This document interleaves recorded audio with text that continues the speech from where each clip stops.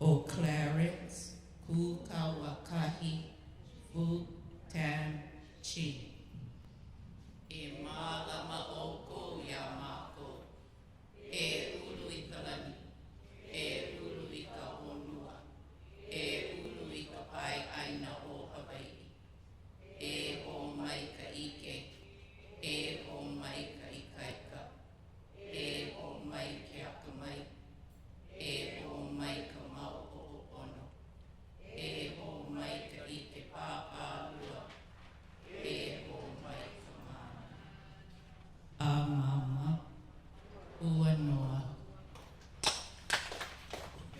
And no matter where you stood just now, we are all Mauna Kea.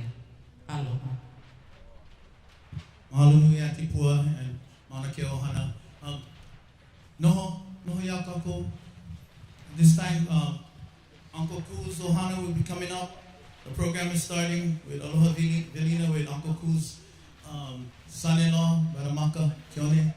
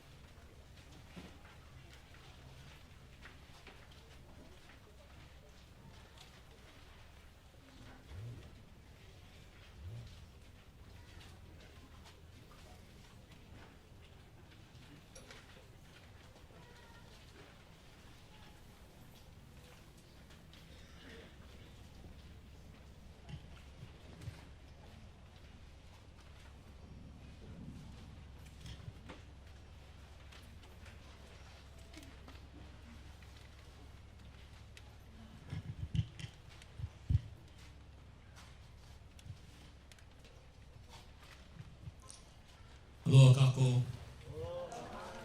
Aloha kako. Aloha hovau o maka keone. I am Tamsin's husband. She is the third child of Papaku.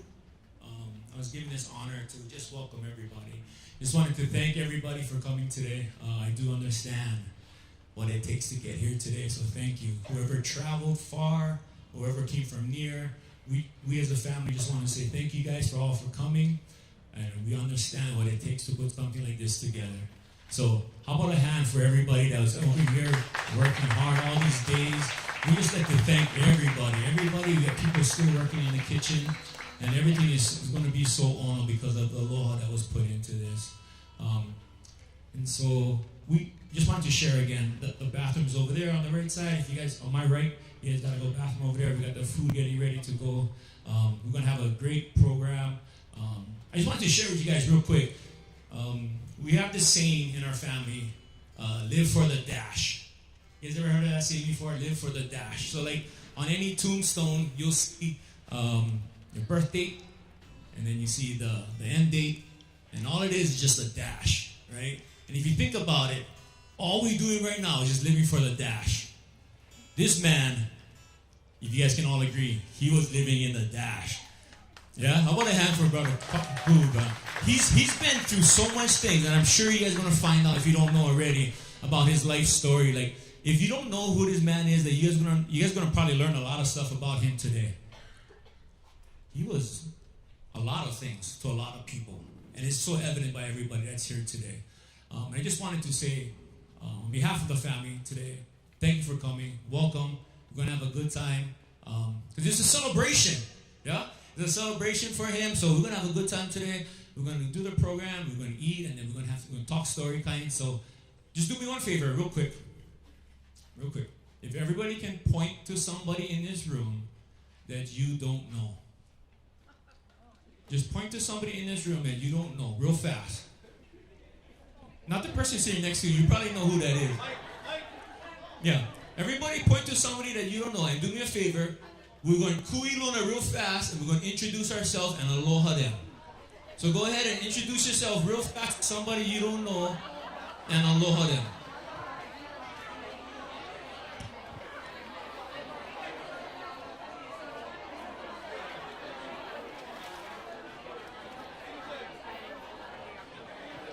Because that's how we celebrate, God. We get to know people. Kuka, we're going to talk story. Aloha with everybody today.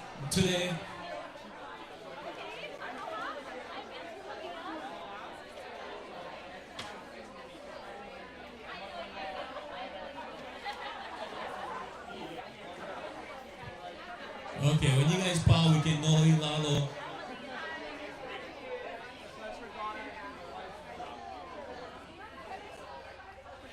Hopefully you guys are able to meet someone new today. Hopefully you guys can break bread with them today, get to learn more about them today. That's the whole point of today's celebration.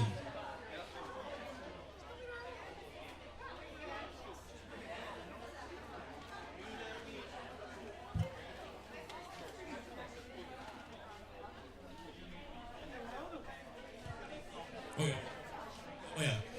So this is the hard part about letting Hawaiians loose to go meet people. Hard to get everybody back again. So everybody, if you can hear me, clap one time. If you can hear me, clap 2 times. Okay, we're focused back again. Okay, here we go. We're gonna sing on Mele real fast. Yeah, and then we're gonna bless today's event. So we're gonna sing Kanaka Vai Vai in the key of G. Okay, here we go.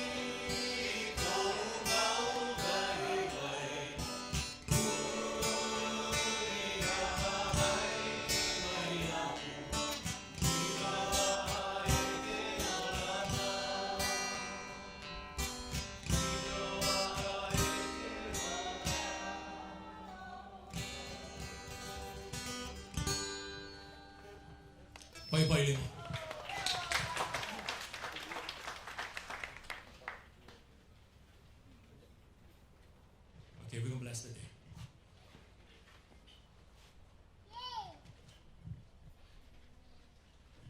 O God, our eternal Father in heaven, we're grateful for this gathering of friends and relatives to celebrate the life of Clarence Ku Kawakahi Fook Ching.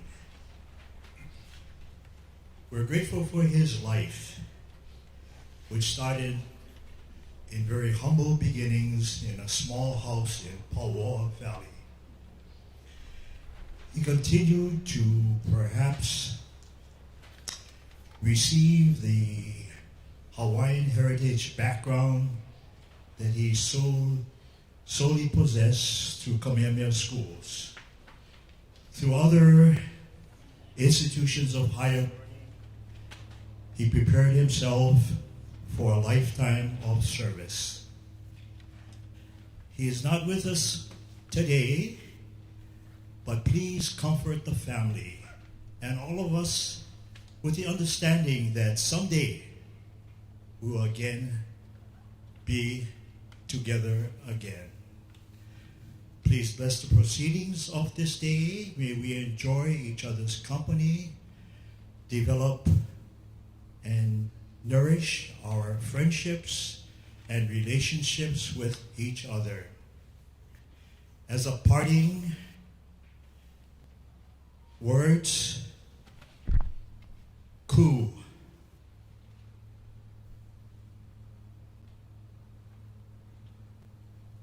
Stand straight and tall like the koa tree, e ola koa.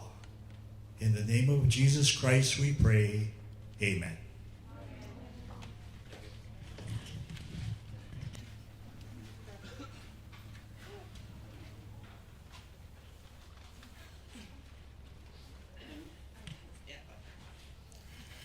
Okay, here we go.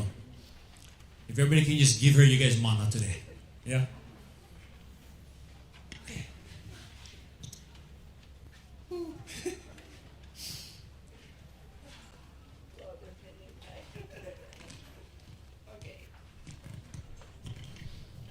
Okay, I have to be honest. It's been a lot getting ready for this, and yeah, I didn't really get a chance to write the eulogy, but I have something that that I can share. But the one thing I want to start with is, man, he should be here. He would be having so much fun right now, and I hope when we were doing the only in the beginning, the flag out there just started flying, and it just lifted my heart and gave me such joy. So I know he's here with us, and he's happy. So I hope I can read this because it's tiny. Okay. All right, here we go. So, Clarence, ku kawakai Fook Ching. Beloved father, papa, uncle, and devoted aloha aina, passed away on September 16, 2025.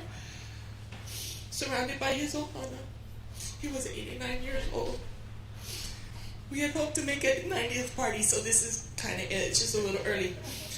He was born on June 27th, 1936 in Pule. He was the eldest son of Clarence Fook Ching and Julia Keawalau, originally from Waimea, Kauai, who grew up in Pule Valley and attended Pule Elementary, which is where he met Auntie Max. And that's where that whole thing started. Auntie Max watching right now. Oh, hi Auntie Max, love you. And they've been partners in crime for many, many years. He stayed at Pule Elementary School through 6th grade, and then he attended Kamehameha schools from 7th grade until he graduated in 1954. After graduating from high school, Ku joined the Air Force and served from 1955 to 1958. He then left and attended Brigham Young University in Provo. He majored in chemistry and zoology and had a zoology minor. He graduated in 1963. It was when he was at BYU that he met our mom, Darlene, and they were married in June of 1963.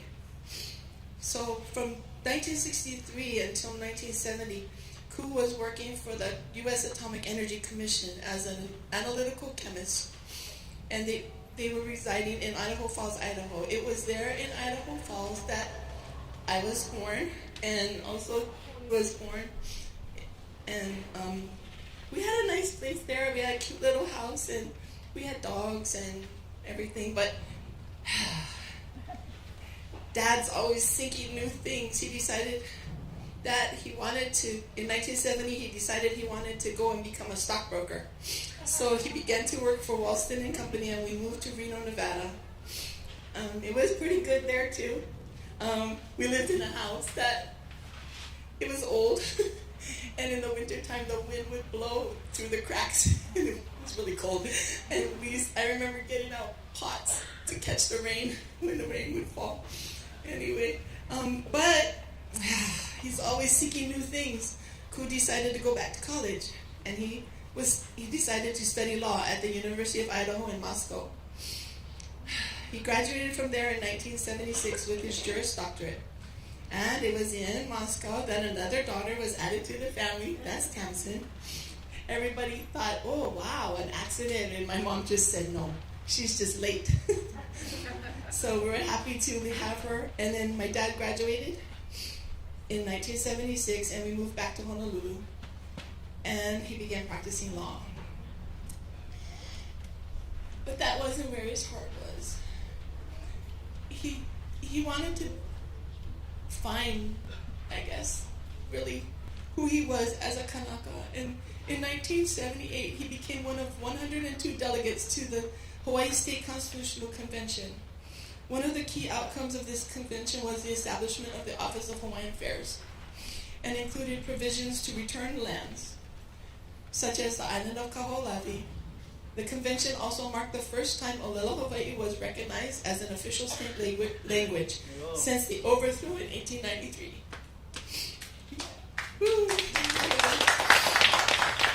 Between 1976 and 1980,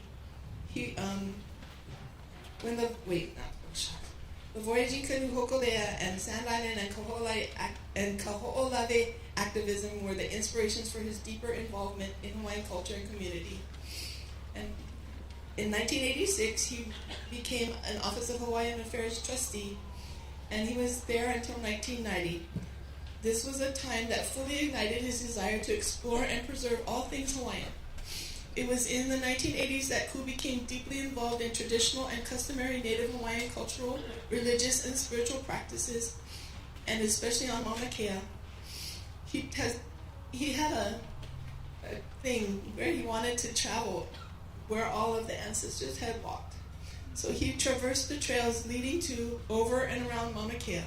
And he's a member of the Kalaiwa'a community, that's canoe building. And he had special ties with Keawalau, which was the adze quarry up on Mauna Kea. He worked with and gathered traditional wood, fiber, and stone material, and other cultural works, including Hawaiian weapon replicas. He also collected sacred waters from various sources, including the springs at Hōpu'o Kane on Mauna Kea and Lake Waiau, for ritual and medicinal purposes. Who has also spent years working for the protection of and the propagation of endemic plant species. Before he ran for OHA, he had already dedicated himself to the restoration of the kingdom. When he was elected, he hoped to assist in the restoration of the kingdom and continued revival of our culture and spirituality. As a trustee, he worked on the OHA blueprint to connect Hawaiian issues with global issues and to help negotiate with the state for back rents and ceded lands, on the ceded lands. Some of the other things he did, he used to go on a Ohana radio show on KCCN on Sunday nights. He was there with Guard Kealoha and Winona Rubin and Uncle Tane. I can't say his name, In Siong. He used to take me sometimes, and I got to push the button that said what time it was. Hey, hola. Anyways, and then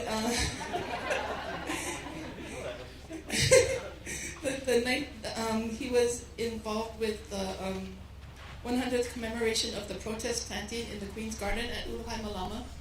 And at that time, he made a movie called The Aina Remains, and where we reenacted that Uluhai Malama planting. It was he thought it was really neat that we had that they had done that, because we were being restricted in so many ways, but we planted that special garden, and someday we'll have that movie night and we can celebrate it. Let's see, this is where my talk got weird. He was helping Uncle Ray Bowman building the Hawaii Loa canoe. He also practiced lua. And this is he was so proud of this. He was the cultural advisor to Pohaku Loa. He called himself the enemy within. but he gave him access to Pohaku Loa lands and places. So after he retired in 1992, activism became his full-time job. After visiting Moku, he knew he'd found his forever home, and he relocated to Waimea. During this time, Ku welcomed another son, Ianuali, and now the family was complete, 2 girls and 2 boys.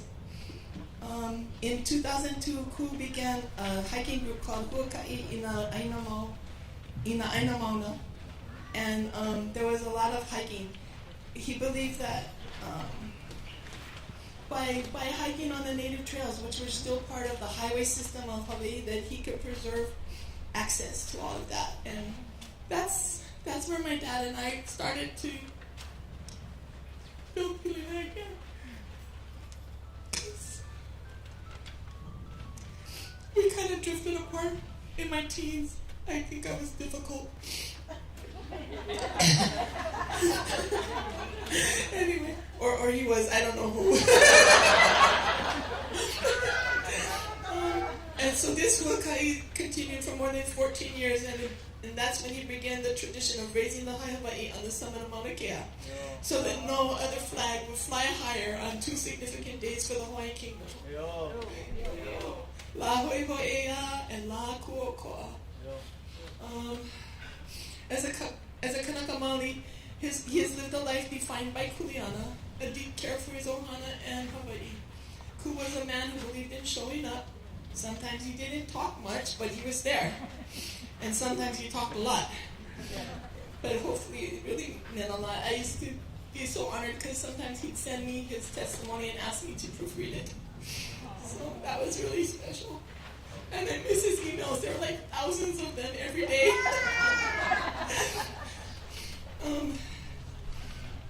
Let's see. So he found a lot of joy in simple things. He loved watching his Mokupuni playing football and spending. In fact, that's what's his biggest thing. Like, that's what made him switch to an iPhone, because then he could stream football games. He went from a flip phone to an iPhone, and then he called me up and he says, "How come it's so slow?" I go, "Because you used up all your bandwidth." And that's when he started going to Renee's house to watch football on her Wi-Fi. So he's survived by his children, and so there's me and Anthony, also Kaneho, Tamsin, call her Kalipua sometimes, and Umi Adiloa. He's got so many grandsons. We got one special granddaughter, Lindsay, and then we have Landon and Zane and Kiai and Kihe and Kila. Those are Tamsin's children. And then we have another, the youngest one is Taj, that's Tony's. And he has one great granddaughter. It was really cute because she was born when he was in the hospital, and I showed him a picture of her. She's so chubby, and he goes, "Oh, cute." So he got to kind of meet her through a picture. And then he also has many extended ohana and many, many friends who remember him for his integrity, his calm presence, and his unwavering commitment to those he loved, Hawaii and the Aina. Thank you.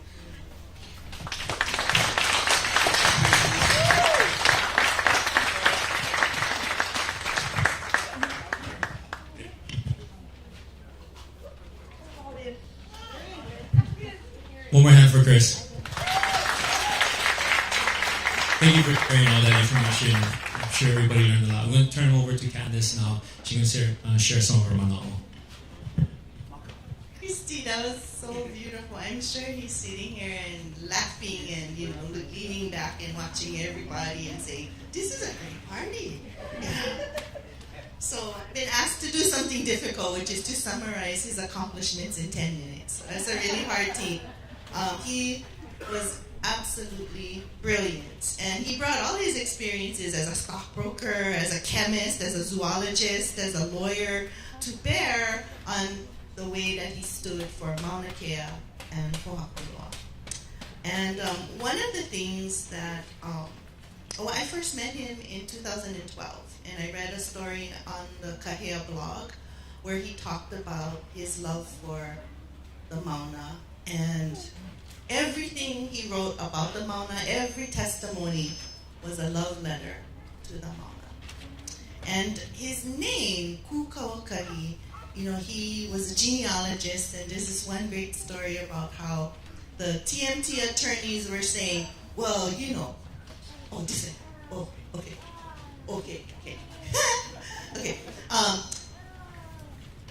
The TMT attorneys were saying, well, the petitioners haven't proven that they're Hawaiian. And so when he came out to give his testimony, he brought out his genealogy and he rolled it across the table and was 6 feet long. And he says, this is my genealogy. But in his genealogy, he found the name Kukawakari. And he was very proud because it was a story about the king of the owls protecting people in the name of justice. And the owls would come and they would cover the sky and it would be all dark and they would come down and attack their enemies. And that was him. That was his way of protecting, darkening the sky to protect the people. And he had a story about how he was blessed. One night he said he was sleeping and he heard this flapping and he felt something on his toe and he looked and a pueo had landed on his toe when he was camping out on Mauna Kea. And that to me shows that his feet were blessed. And that's why he was such a great alaka'i for huaka'i ina aina mauna. That ke'ehi means to embrace with your feet, and that's what Ku did. He embraced Mauna Wakea with his feet. And as our alaka'i, he plotted our paths through the Mauna. And one of the most beautiful things he ever said to me was, Candace, the Mauna is mapped on our la'au. And it was so deep. Every view plane, every sight line, every texture of the pebbles from frost heave, everything on the Mauna, the spider webs gathering, fog drip, all of that becomes mapped on your visceral core and your visceral existence. And that's how much he loved Mauna Wakea. And when he took us around, it wasn't just sightseeing, it was to remember the mo'olelo, but it was also to culturally monitor what the state was doing up there. So when we went to the springs, he was monitoring what DLNR and the Army was doing with the sacred water from the springs. And so it always had a political purpose. He would back up every lesson with an action. He was very action-oriented. That's how Aloha Aina becomes direct action. And,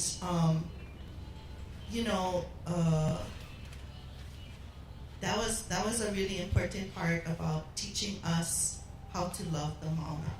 And raising the flags on the Mauna, Christy talked really beautifully about that. But for him, yes, that was really important, that the flag be higher than any other flag on the island. And that is so beautiful. And, the wind you see how huge that flag is? It's hard. The wind whips up on Puvekiu. It whips. And yet, they would be able to hold the flag down because it wasn't only them holding the flag. They had all their kupuna holding the flag with them as well. So they were never alone up on the Mauna. They always had the kupuna with them, helping them to steady the flag so that it would, sort of flutter in the breeze.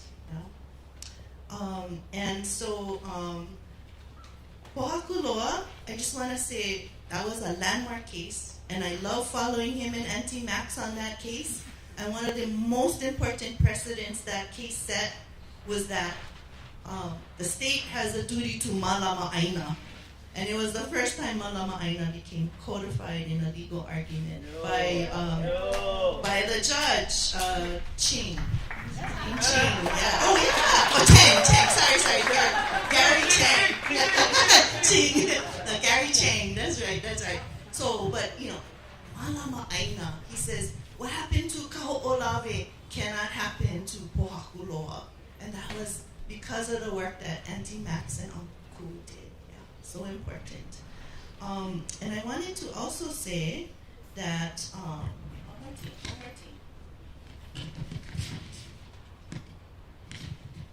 I know there's so many other stories you're going to hear today during the talk story session, but I also wanted to end by saying that of all these accomplishments of Ku's, the thing that made him happiest was in 2016 when Christy and Tamsin, Maka, and their families were able to camp up at Kanakaleo Nui with him.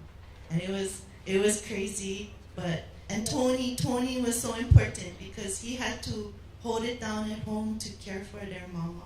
And he made it possible for them to make it up there. But he was so proud of you, Tony. Every time you stood and said, "We are not Americans," he was like so proud of you.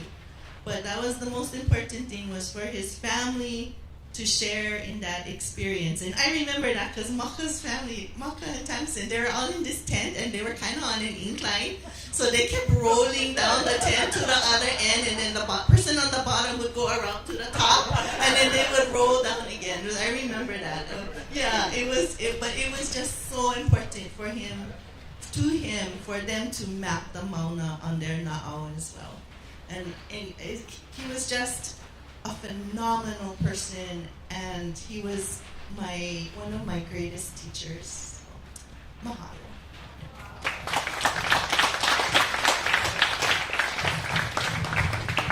Thank you. So we're gonna do some storytelling, and we're gonna just start work our way this way. We can try limit it to 2 minutes, but you guys all know how that's gonna go. Yeah. So. No, I know you. I'll go with Tony first.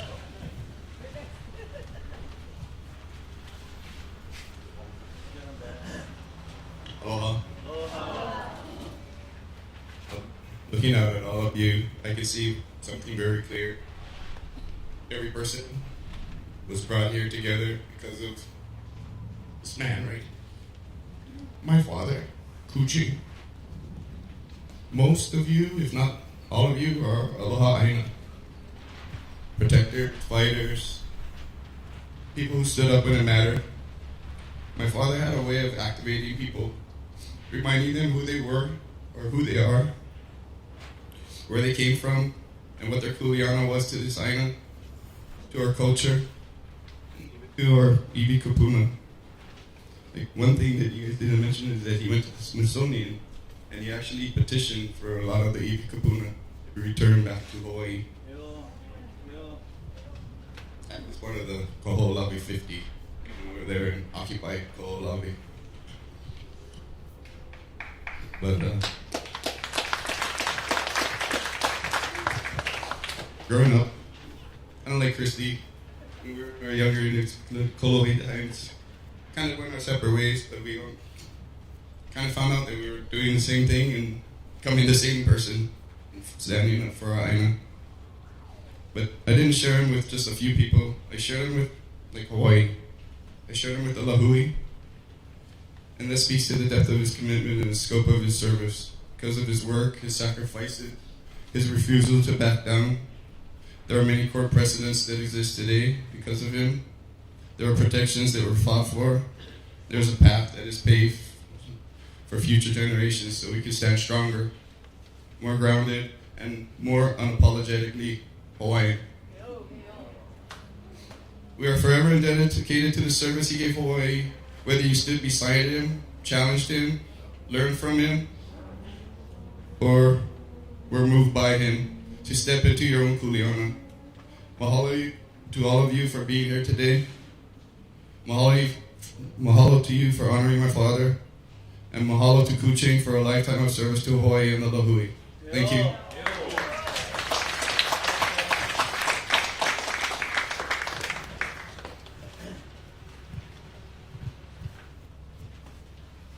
Aloha kako.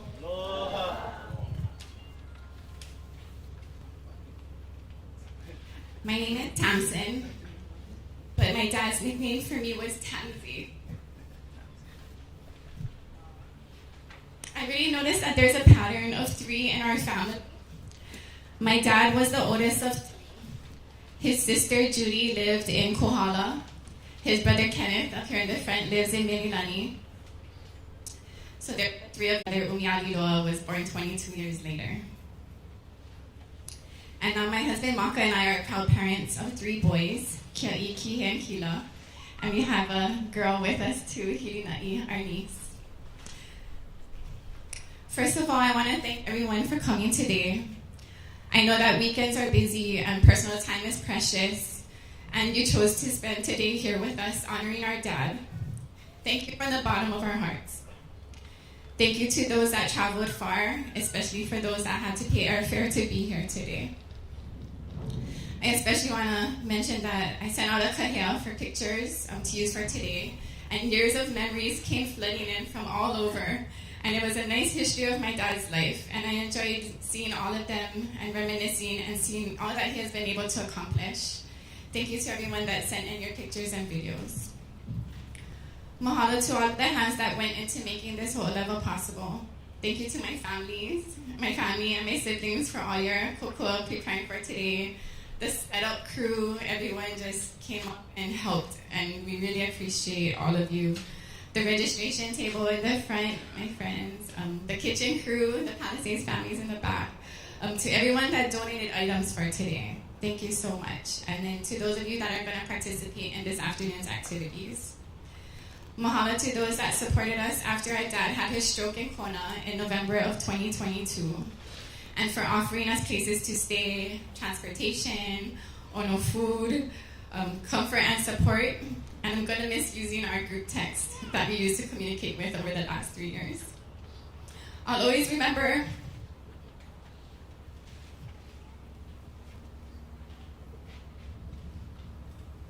a call that I got on the day that my dad had the stroke.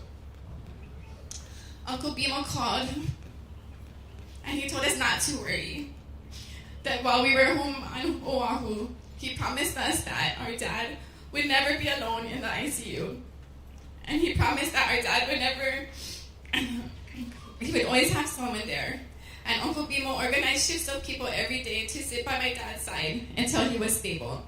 And visitors like Mihana and Chun continued to come for months until we could bring him here to Oahu. We miss you, Uncle Bimo, and thank you for keeping your promise to us. A special shout out goes to Auntie Renee. For the many years that Dad would stay with you in Kona so he could enjoy UH Manoa sports and so he could watch our sons play football on television. Her generosity continued as we stayed with her as we took turns coming and going to visit Dad for the 6 months that he was at Kona Community Hospital before we could bring him back here to Oahu. Mahalo. I also want to thank the many others like Auntie Peggy, Auntie Teresa, Auntie Max, Auntie Ivy, and many friends that opened their homes to Dad over the years.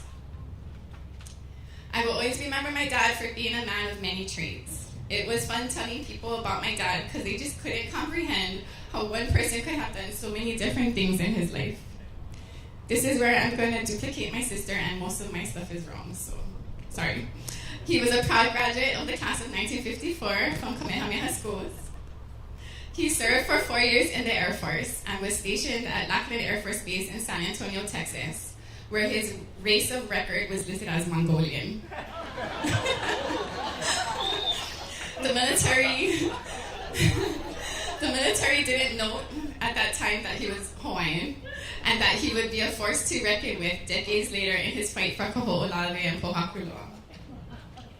He graduated from BYU Provo, where our youngest son is attending now. And that is where he met my mom, our mom. He was also a stockbroker in Nevada. He worked for the Atomic Energy Commission in Idaho, where me and my older siblings were born. And that's where he tested cow's milk to identify how living things in the area were absorbing radiation and how they were being impacted by that. And I think that was a precursor to his future fight against depleted uranium. He was also an attorney. He even served for many years as a trustee for the Office of Hawaiian Affairs from 1986 to 1990. And in his spare time, he trained and ran the Honolulu Marathon, We think it was 14 years in total. We were trying to count. And he was in a running club with my mother-in-law at the time, actually, Renee Keone. And so Dad knew her before I even met her son. So that was pretty cool. My dad was my cliff notes for anything I was studying. While I was in high school and college, I would tell him what I was studying, and he could give me a 15-minute lecture on the topic. Chemistry, physics, biology, anything. He knew exactly what I was studying. He knew what my teacher taught in school that day. But he would lecture me on the topic and would sum up all my textbooks in an easy-to-understand way for me. He was my first version of ChatGPT. We were actually classmates at UH Manoa at the same time in the late 90s as he was working towards a teaching degree. I would run into him on campus and everybody's like, there's Kupuna waving at you. I'm like, that's my dad. He traveled the world, as you can see by all the stamps in his passport on the legacy table up there. My passport is pretty empty. Like, his is full. Like, I was just surprised at how many places that he had been. But I remember one time when he was making his way down the coast of South America, and he traveled a large part of it by foot. That's one thing about Dad. He can walk forever. Like, he'll call you and say, okay, I landed, I'm walking to your house. I'm like, Dad, he can just go. But he was walking down the coast of South America, and he traveled it by foot. And since there were no cell phones back then, he would call us every few days and give us a verbal report on where he was on the continent that day. And I'd map his progress on the map as he was going down. There was a year that he was on a mission to stop the Akaka Bill. And I remember he went to Washington, D.C. to talk to all the senators. And the next thing I know was that it was announced on the news that it wasn't going to pass into law. And he was so proud when he called us to let us know that his mission was a success and he was coming home. And I was like, Dad is crazy. Like, he went to Washington, D.C. and did that on his, that's Dad, right? He started going back and forth to Hawaii Island in 1994, and he made his final move there in 1996. And that is when he took on his activist role of protecting Mauna Kea and Pohakuloa. So based on that list, wouldn't you agree that he was a man of many trades? Yeah. Sorry, I'm taking way more than 2 minutes. As a child, I enjoyed our weekend adventures. He would call me on the weekends to see if I was available, and he'd come and pick me up with his convertible sports car, or he would come on his preferred method of transportation, which was his moped. He would pack me on that thing everywhere. And even my friends would tell me, like, oh, I saw your dad here, I saw your dad there. Like, he was just on that moped, just running the streets of Honolulu. While most dads were taking their children to the beach or shopping, going to the shopping malls on the weekends, my dad would take me to Kaniakapupu in Nu'uanu, which was the summer palace of King Kamehameha III, and it was a historical and royal site that he was able to dedicate and restore. We would visit Uluhai Malama on the slopes of Pule, and he'd tell me this, and he ensured that it was identified as a historical site with a plaque on it. And I remember going to the dedication ceremony and watching him on the evening news that night. He helped to find and restore the famous petroglyphs of the Dog Kaupe near the Kapena Falls in Nu'uanu, and that's an area which he frequented often. I'm sure he's taken many of you there at some point. When I was in the 4th grade, we spent months of weekends together recording for a film called The Aina Remains, and that told the history of Paoa Valley and nearby Pacific Heights and Nu'uanu. And I felt like a movie star every time it was aired. I think it even ran in the International Film Festival, maybe, I think. But at my elementary school, they show it every year. So when the kids from the elementary school would see me at the park or in the area, they're like, you're the girl from the movie with the frisbee. So you gotta watch the movie. If you can rent it, it's at UH Manoa. You'll learn a lot about the early history of Honolulu, and you can see Dad in his younger years. I have fun memories of working in the lo'i at UH Manoa with him, like way before it became Hawaii Nui Akea School of Hawaiian Knowledge.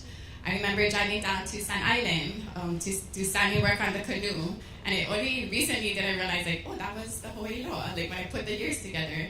I enjoyed working at Kauai Marsh with him. We would hike trails across the island. We'd visit Bishop Museum office often, and the list of my weekend adventures with my dad could go on and on. In the early 1990s, he moved to Hawaii Island. And my weekend adventures ended at that point on this island, but they continued there.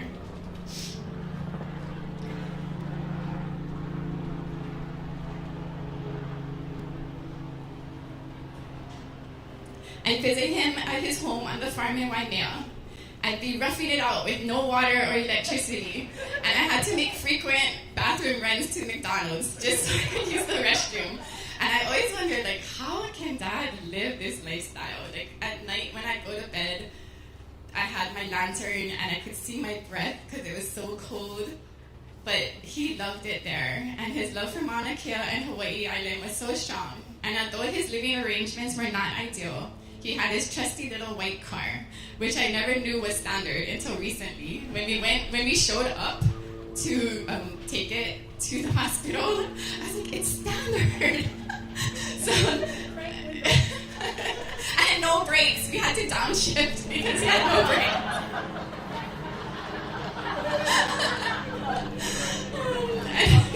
But he drove for miles and miles with that car to all his events and to visit all his friends in the Lahui.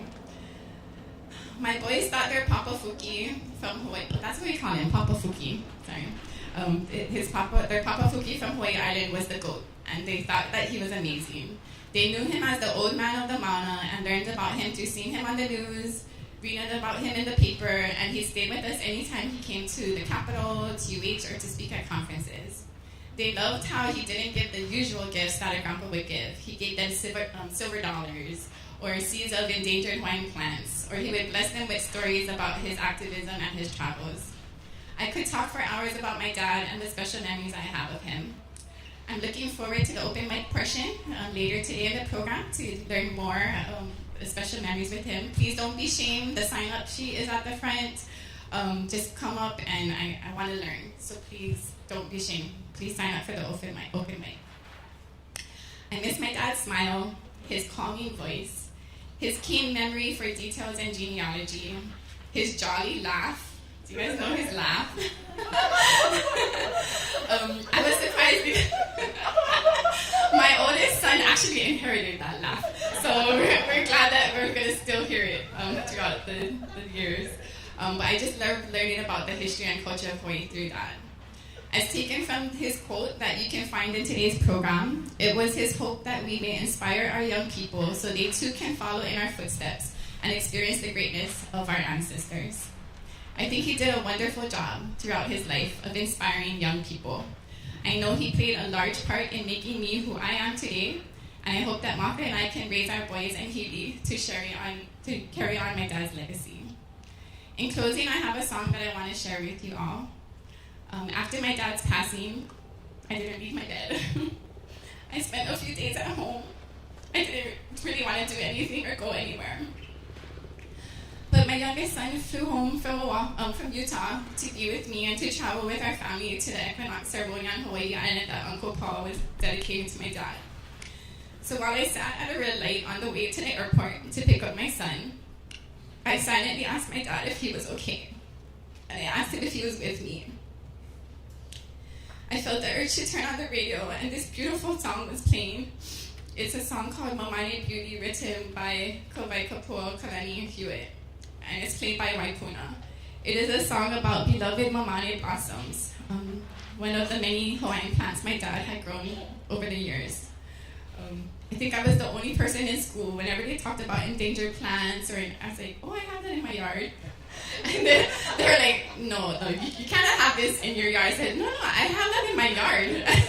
And then there was one time where Uncle Buddy Neller was there, and he told him, her dad is Ching. At that time it was Clarence Ching. Her dad is Clarence Ching. If she says she has it in her yard, she has that Hawaiian endangered plant. But yeah, so I knew that my dad was sending us a message that he's with us, and he will always be with us when that song came on.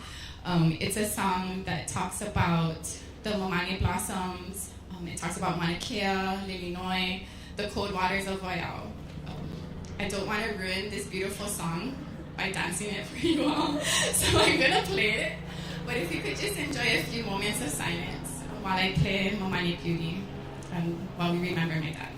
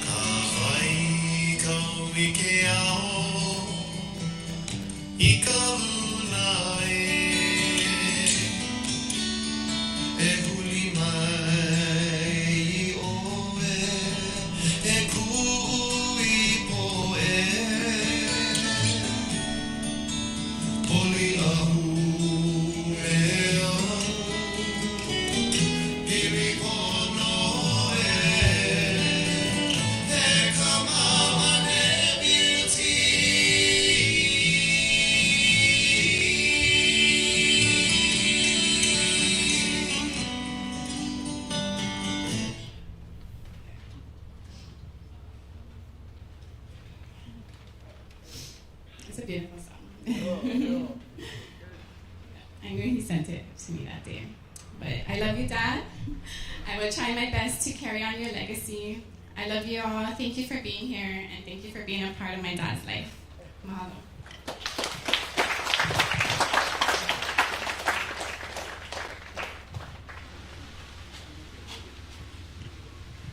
Okay, so thank you, Mama.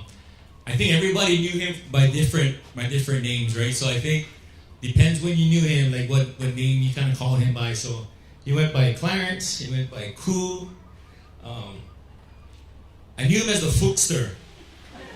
I used to call him the Fookster. Everybody used to call him like Papa Fook. He had different names, but I came into the family in the mid '90s, and everybody knows like you guys' relationship with him. But to me, he was my father-in-law. And coming into the family, and he was trying to eyeball me, make sure that I was square, right? Make sure that I was good. And there wasn't no PDQ or anything like that. It was just, okay, you over there. Hey, I'm taking this baby from him, bro. You know what I mean? Right? So he would just make sure that I was good, and there was a relationship right there. And he went to the Big Island, like everybody was saying. So we wasn't really that close into it at the end part. But I remember this time. I'm gonna tell you guys this story. I used to partake in some alcoholic beverages before, just a little bit, small kind. And he would just kind of give me the eye, like, well, okay. So then one day we stay in, I forget where he was. I forget what town he was in. Anyway, we go visit him one time, and he comes up to me like, Mox, you get your beer? I was like, yeah, I get my beer. I will have a couple beers in. I was like, what? And he's like, I'm going to drink my wine. I said, okay, shoot. So he drinking his wine. I drinking my beers, bruh. And from that day, we were solid. And you know, like fathers, like you don't know when to call him dad. Like you're not sure when to call him dad. Right? First it was like, hey, uncle this, and uncle, whatever like that, Clarence. Well, I used to call him Clarence too. Wow, that's crazy. Uncle Clarence and all this kind of stuff like that too. Until that kind of point, they were like, you good, pops? He's like, yeah, boy. I was like, whoa. God, I was solid. That was many years ago. And then from then on, like, we was kind of tight. And then, is that story about when we went to Mauna Kea? Okay, picture this guy so you guys can see him back. Mauna Kea is high, by the way. Just let you guys know. This building is high, right? And so, it's not even on the map. The place you're going to go is not on the map. So you just got to go and just keep driving. You're going to see us, and then the road ends, and then you drive some more, right? You drive past where the road ends, you keep going, we're going up the mountains. When we get there, I was like, oh, wow, this thing is like boonies. It's way up there. Like the elevation was so high. And then Papa Fuki, right, he was over there like nothing. He was doing all this stuff. Okay, this is what we're going to do tomorrow. We're going to walk over there. But my tent was crooked. It was crooked. And it was cold. Like, the tent had like ice inside the tent. Right? And then we would slide, like Candace saying, we were sliding. The next day we woke up, we all like bunched on top of each other, sleeping on top of each other.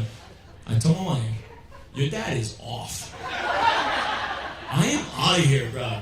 So I grabbed my two sons, and then we would drive to Ashton's house, all the way to White Male. And she goes, and he goes, wow, that's far, I said, I don't care how far that thing is, but I'm gonna make that drive down there to Ashton's house, bro. So we would drive down the mountains, everything, and then when I came back, when I met them the next day, or wherever, like nothing, bro. He is the GOAT, bro. He was the GOAT. He can walk miles. Not even, no care, no sweat, nothing. He was just solid. No complaints. And I was glad for my boys to see that on Kanaka, like that. Like, getting to know what his kuleana is on top of the Mauna, and then, like, he's just living that life over there. And he he was a good role model for me and for my boys, and I'm going to miss him. He's on solid Hawaiian. But hello, everybody. Yes.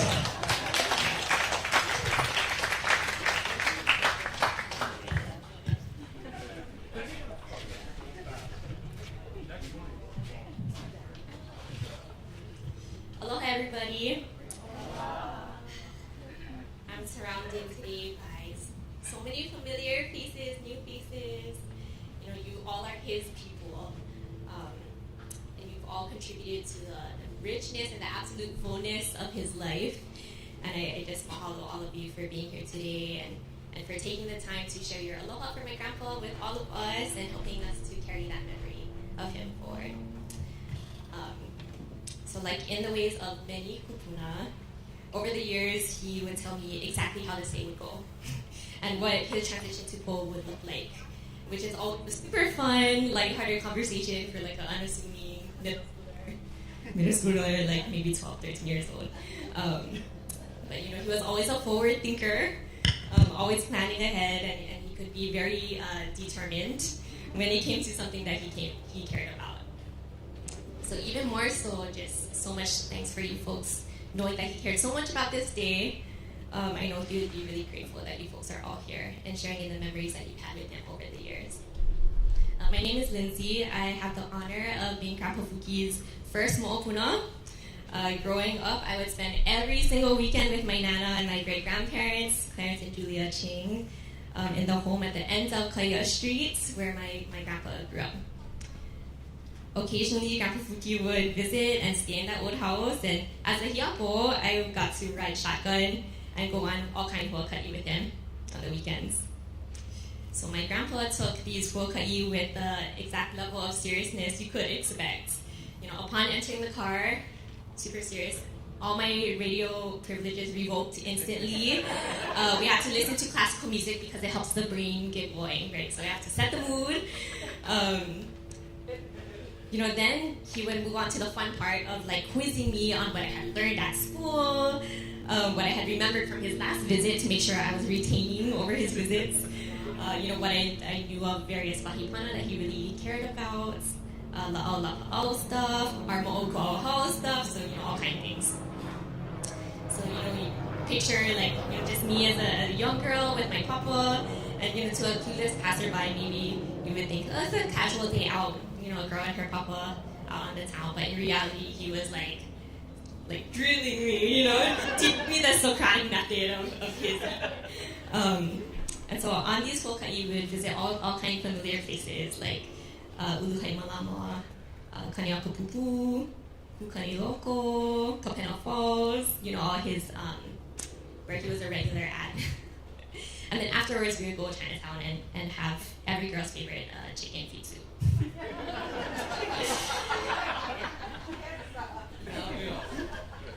And you gotta get him good too, or else he's watching. So yeah, these huaka'i were supposed to be super serious.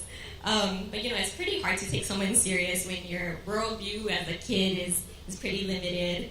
And at that time, you know, I genuinely believed that, like, between his big personality and his unmistakable Fuki laugh that you heard, the writers at Disney captured Grandpa's spirit perfectly in the cartoon form as Rafiki. You know, he was like the eccentric, prophetic, wise yet like little bit crazy guy. And you know, same thing as Rafiki. You ask him a question, hoping for an answer, and you don't get an answer. You get a question right back, and you know, you have this like conversation with him, and that's what I remember on our huaka'i and all those hours in the car spent with him. So you know, for all his ike gains over the years, he had a great knack for talking in riddles and found a way to really entertain himself. Sometimes more than the rest of us when we're asking questions. One time I was at the Paoa house and he was quizzing me on the different properties of various meakanu in the yard. And you know, as his brightest pupil, you know, I was answering all his correctly. That is, until we came across like a small, unassuming herb growing in the gravel by the stairs, going upstairs. And he had me make observations of this plant, feel the texture of the leaves. He even had me chew it up and eat it. And so, I'm sitting there, I'm totally stumped. I gave up and I asked for the answer. His response was like, "Oh, that one's not endangered, that's a weed." I was like, oh. Through all of that, right? But his lesson was like, even the weeds can be valuable too. I don't know how valuable that was, but that was the way he taught me. So serious, but at the same time so kolohe. I'll really miss my grandpa. But in the wise words of Rafiki, as he helps to guide Simba, in the world without his dad, he lives in you. And so I see my grandpa Fuki and all of you folks here today, and his memory lives with all of us. So mahalo.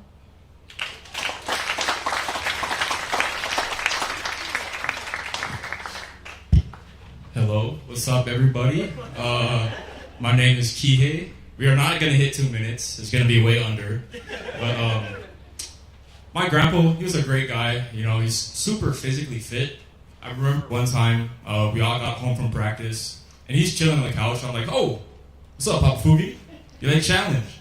So we had a push-up challenge. We had a sit-up challenge. We go down, and we start doing push-ups. We start dropping, like, very slowly. And I hear this guy in the back laughing. We're all down, and he's still going. Mind you, this guy is 70 at this point. I'm like, oh. But he was also a very smart guy. We were at Aloha Stadium, and my mom saw me go up to this guy who grabbed a monkey paw off the tree, eat it, and then handed it to me. So, I ate it as well. She said, "Son, get away from this homeless guy." And he looks up, and it's Papa Fugi. So shout out to Papa Fugi. But he was very humble.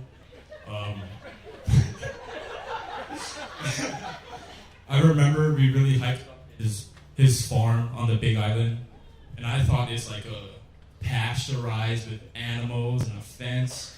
So we went there. We stopped on the side of the road, and we saw this little shack. I said, "Mom, where's the farm at?" And this is it. There's grass growing up the wall. There's a car. There's a hole. Bro, you're living in the jungle. But yeah, I love the guy. Amazing laugh, and I'll keep carrying his legacy. Yeah, thank you guys.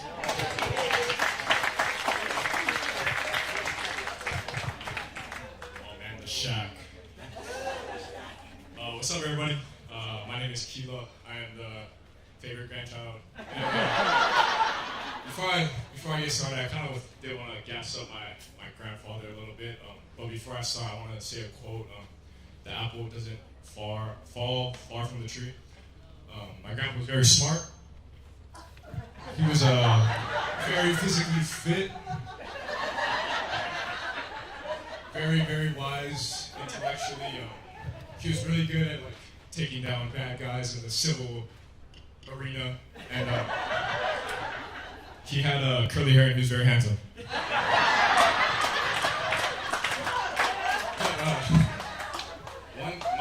My favorite memory isn't really, I guess, something that I really knew of.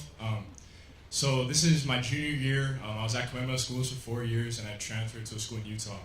And so it's our first varsity game. I'm kind of up there playing against a school called Westlake High School, and 2 of our starters go down. And so it's my first game there, and so I get in. And of course, at the end of the game, I had 0 targets and 0 catches. But after, I was FaceTiming my mom, and Papa Fuki was on Oahu with my mom. And Papa Fuki takes the phone, and he says, "Hey, Keela, that was a nice route in the red zone." And I was like, okay, first of all, how do you know what a red zone is? Because he's not like a football guy.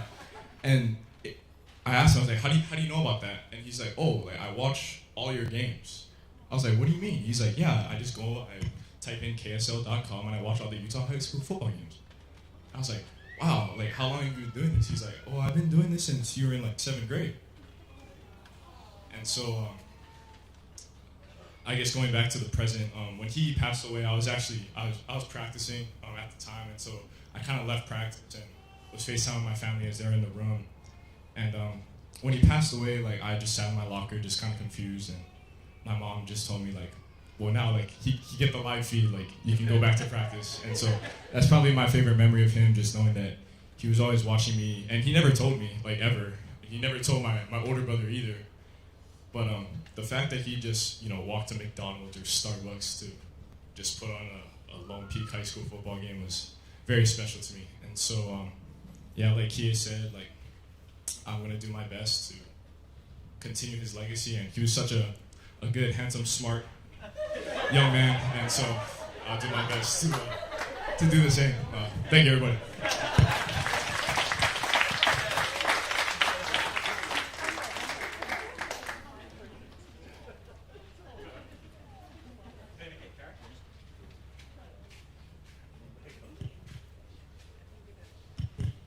Wow, we get some characters, Brian, inside this family, Brian. Yeah? Everybody good? Okay. What we're gonna do next?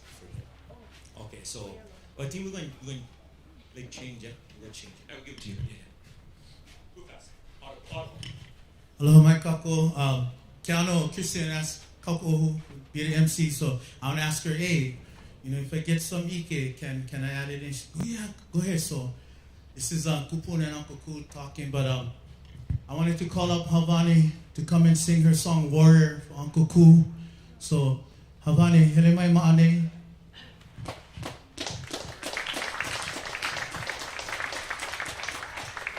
I saw her walk to the uloa. She came back. Okay, while we're waiting for Havani, Momi Nuhiva was also Pule with Uncle, as many of us, but Momi wrote a song for Uncle Ku, but she's gonna read it to you because, yeah. So Momi, we're waiting for Havani. Momi, please come up, Momi.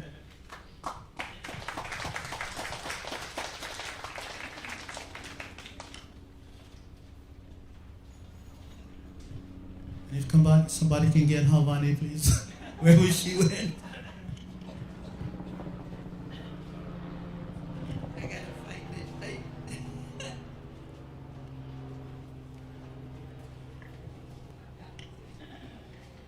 I'm gonna sit down.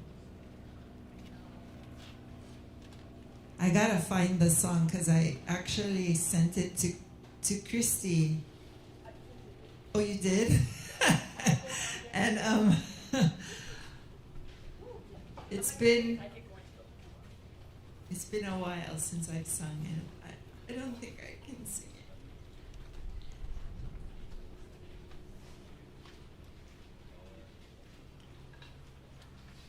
So, just to share while she's getting a copy of it.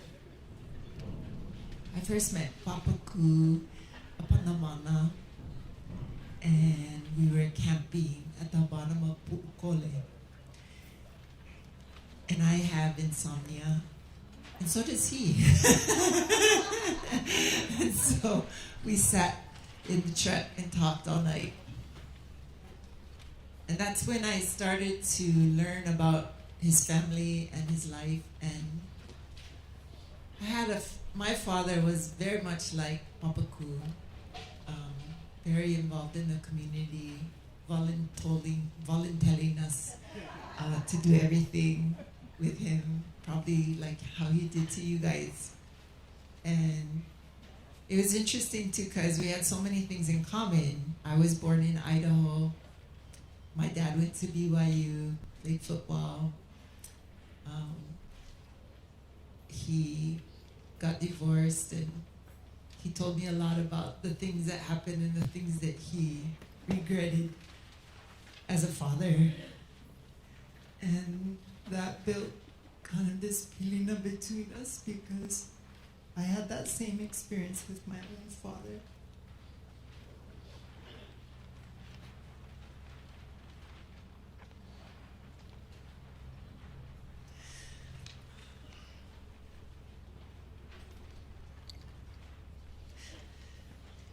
And I know what it's like when your father takes you on all these trips and these waka'is and teaches you things, and he's a lot like Rafiki. My dad was like that too.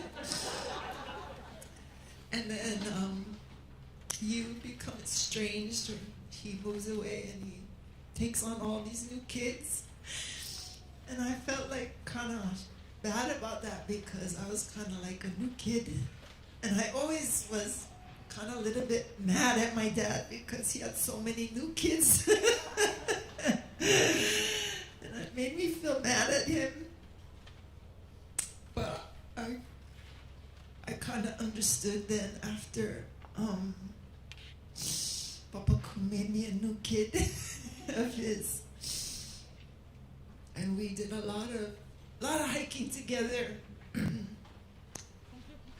In fact, one of you should come to my house and get his lathe because it's in my garage taking up space.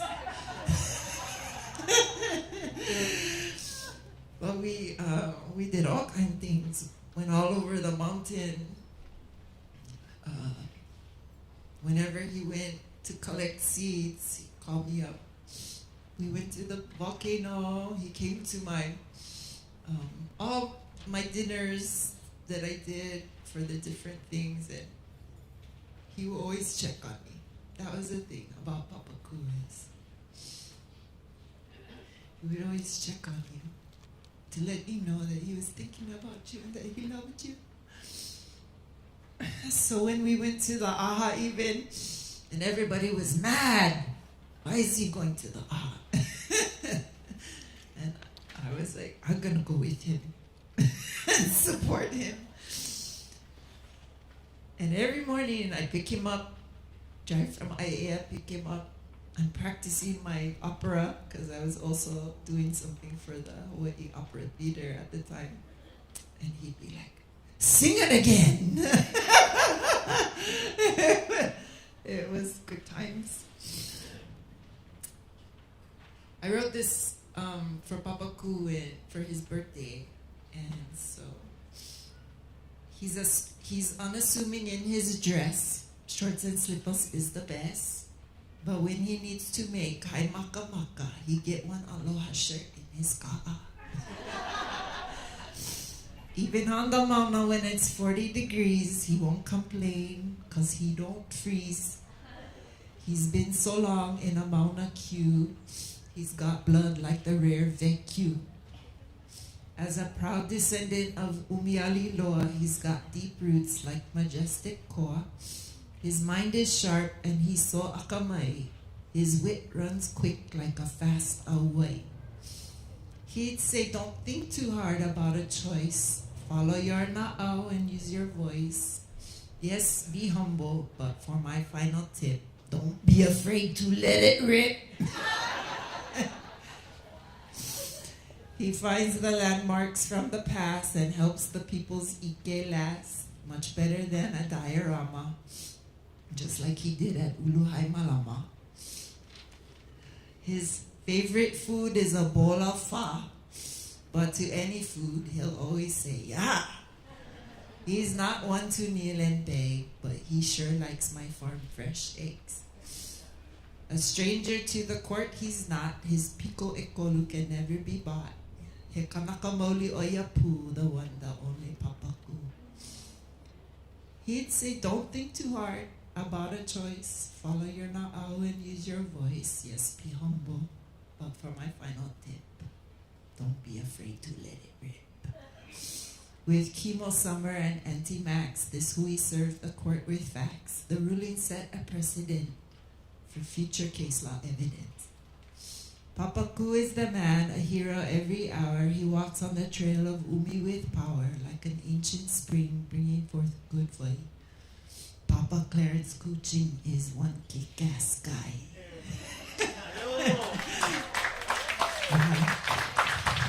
Pai Lima, everybody. Thank you, Mommy.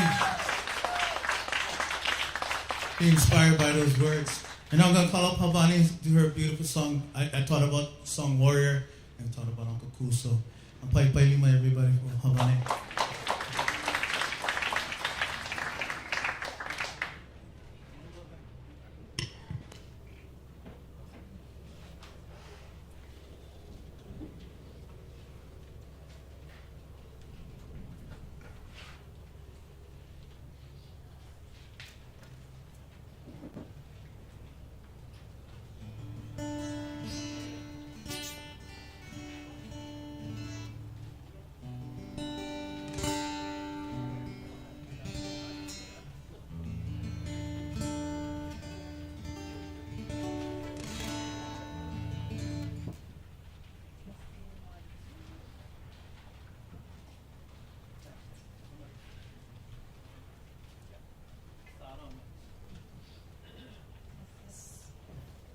2.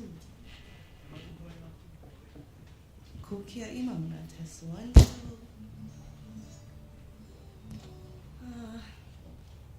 Velina mai me ke aloha nui a ka kōpakahi a pau e ka ohana e nā hoa aloha aina.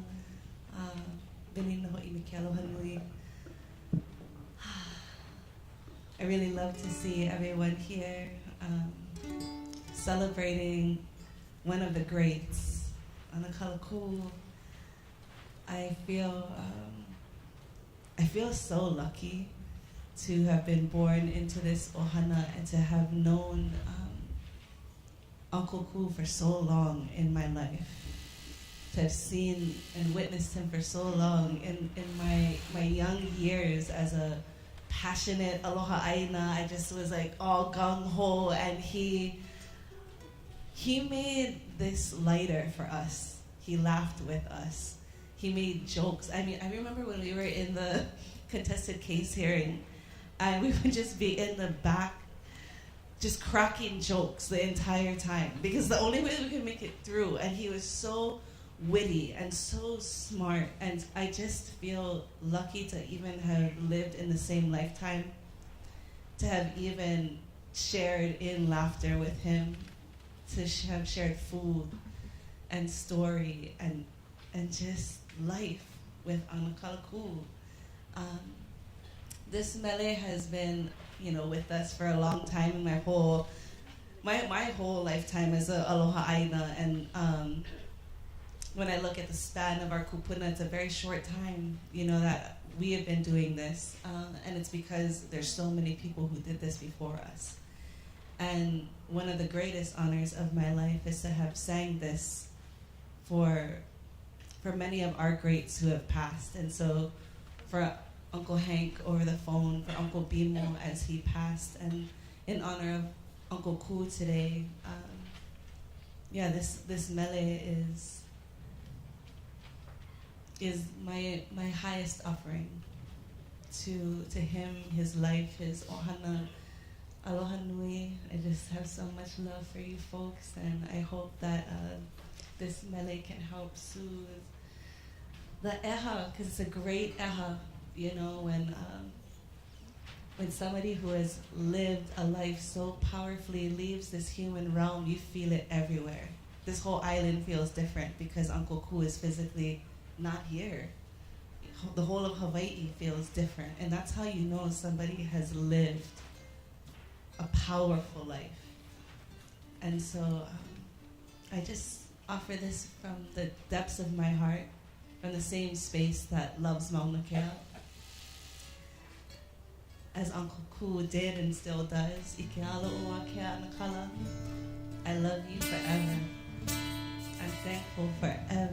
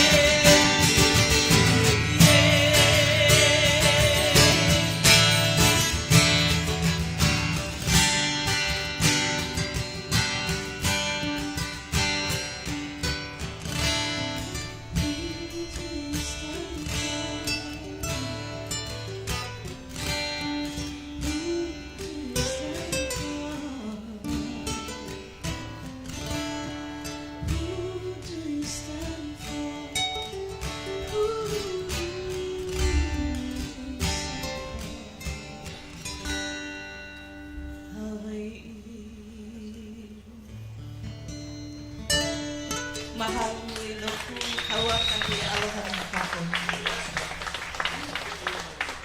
Oh, that's beautiful. Thank you, Havani. Stephen.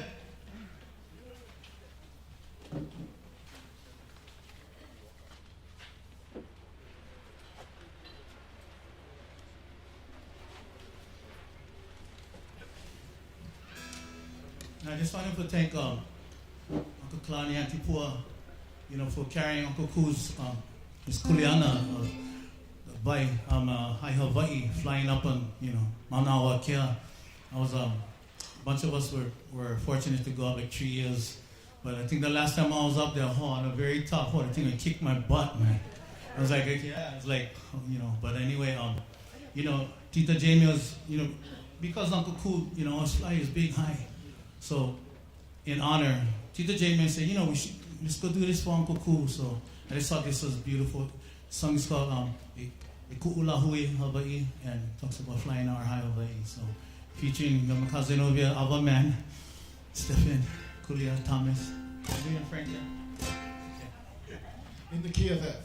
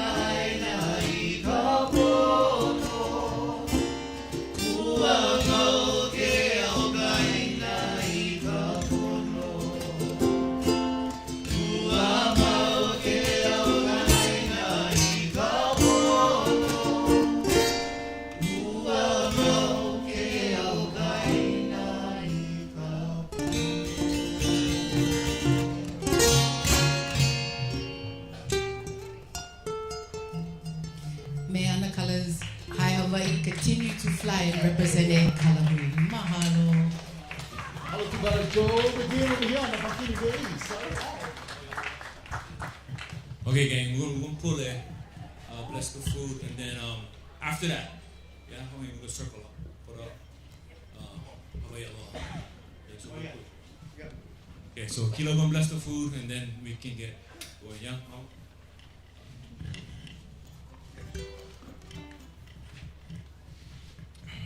Dear Heavenly Father, thank you for this day. Thank you for bringing us all here safely, and I want to thank you for blessing my Papa with a great life, and for allowing him to inspire and teach everyone here under this tent. And Heavenly Father, thank you for the hands that prepared the food. I pray that the food will strengthen and nourish our bodies, and I pray that everyone will be able to get home or to their various destinations safe, and that no harm or danger may fall upon us.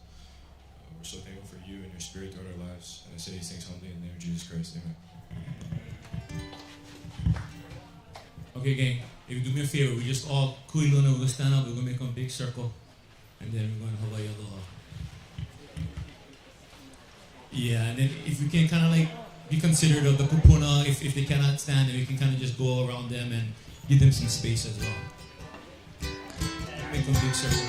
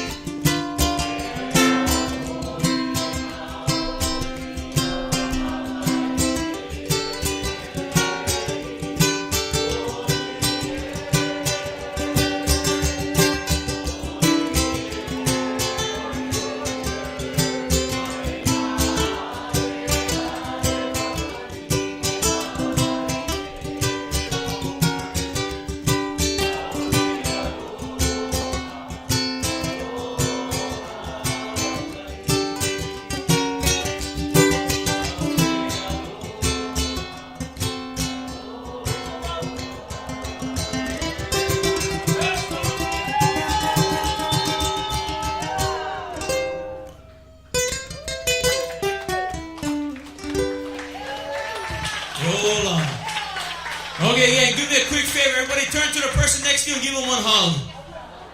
Honey, hug.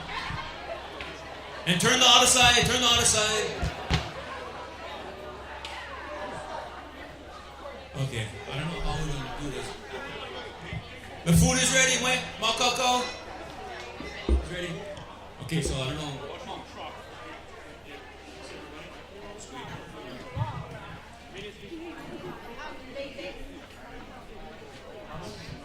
Okay, gang, go ahead and make you guys food. Don't forget, enjoy today. Today is a big celebration for Papaku.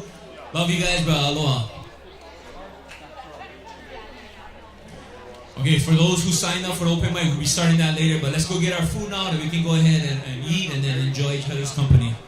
All right.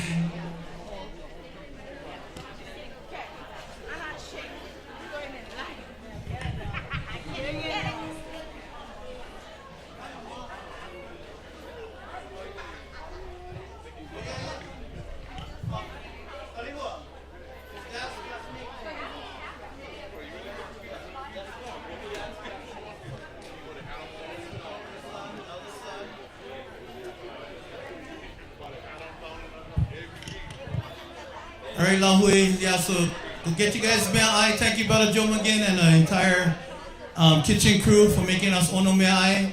And then, we started on Kuku's time, so there's going to be a time where we get people who sign up will come and share their mana'o, yeah? So please go get you guys me'ai on. Yep. And then, yeah, we'll start after. Okay, mahalo nui.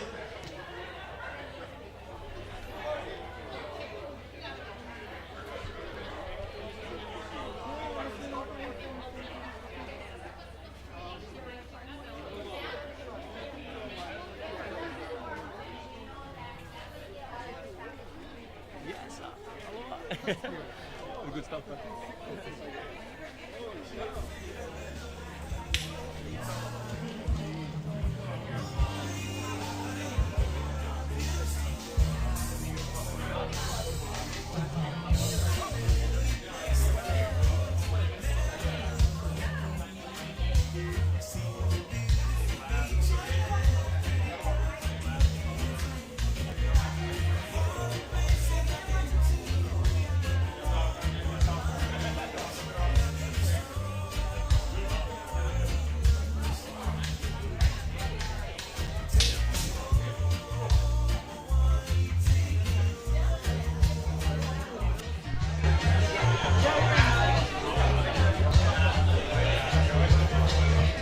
Uncle Liko. Uncle Liko. Uncle Liko, hele mai mo ane ke Honolulu.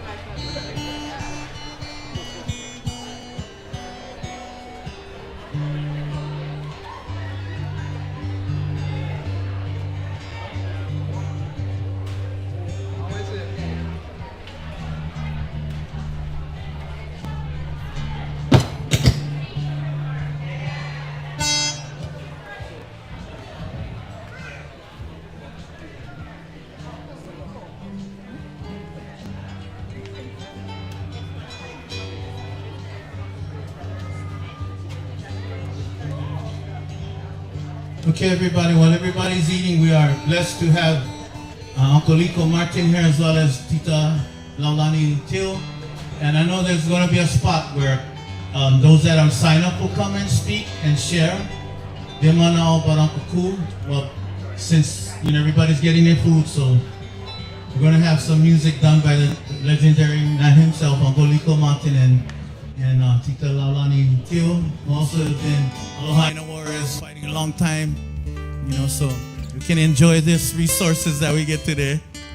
So, how's about a round of applause for our kitchen crew, everybody? Yeah, making it ono mea ai.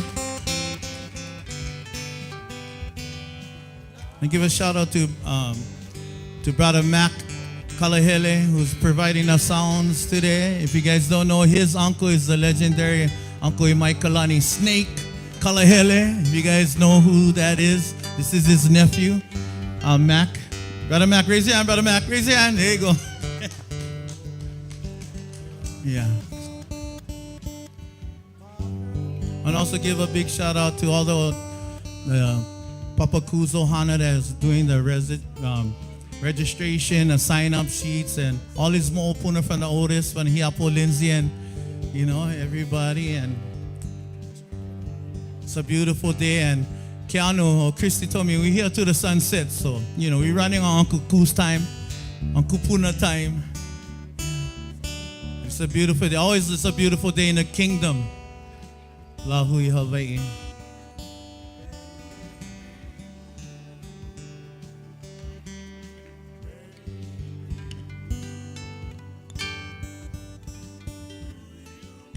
I want to also give a big shout out to Peterson, who is also documenting on film, as well as Lahui's own Oren Sutsumi. Everybody, give a round of applause for them as well. Oren always showing up at Lahu events, and Auntie Maxine is actually watching on your Epic channel on YouTube.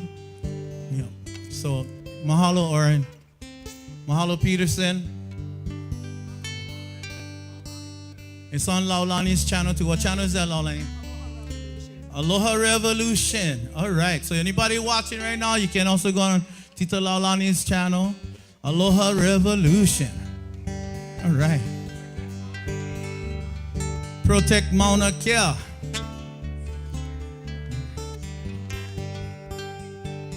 All right. Sounds like we got some Keawalau. I don't know play Keawalau yet, so Uncle and tune them in the. What you saying? G, Uncle? C? C-O-G. Go, go, go. Okay, wait. Test your mic, Uncle.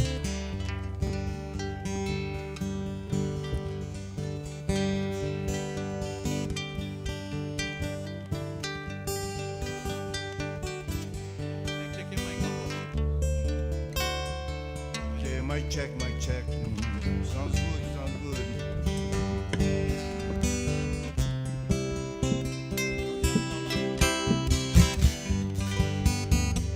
Test, test, test.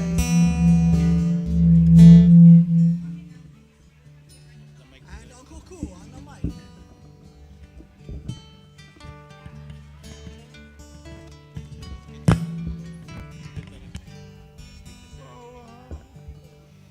Okay, here we go, man. For Uncle Cool.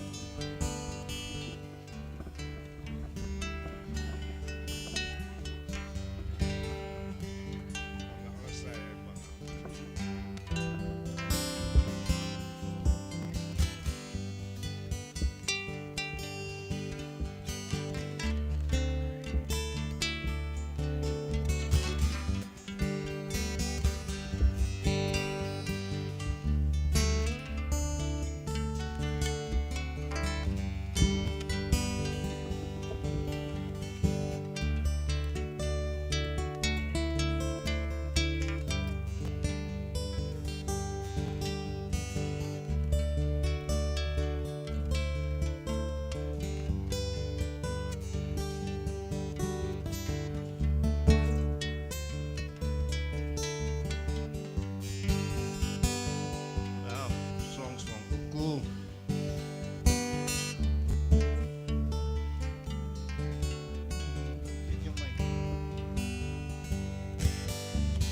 Aloha ku moku ka hola mai ki no hi ko inoa o kanalo ko he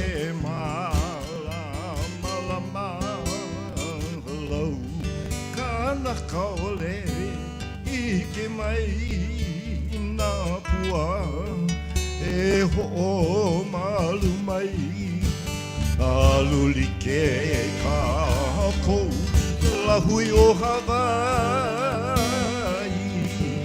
mai kala I ke mai I ka la ka ua e kupa hai ho'i kai ka naka kauli I mako hanui ke aloha no ka aina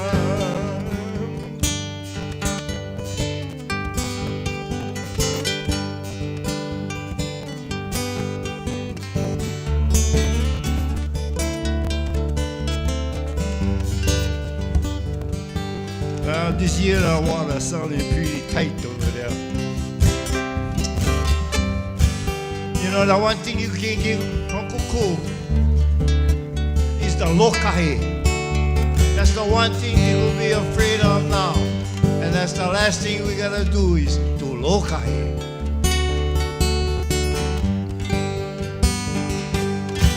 Hana hana na pua ohui alalo ano ke kaua kauholo me kaupuni papu kamana o ano kapono ano kaina I mua na pua lana kila kaho o lave pane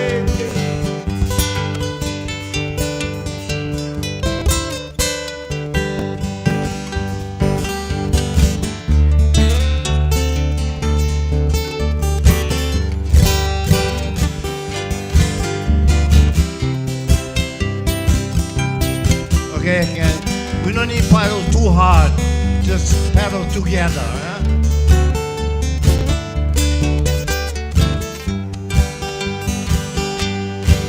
Hana hana na pua oh Hawaii ne no ke kaua kauholo me kaupuni papu kamana o hano kapono hano kaina I mua na pua lana kila kahopalave aloha ku moku o kaho'olave I mai kinohi I ko inoa o kanaloa ko he malama lau kanaka ole hike mai na pua e ho'o malu mai e hiki mai na pua e ho'o malu mai hano hano hano hano na pua o hui alalo hano ke kaua kauholo me kaupuni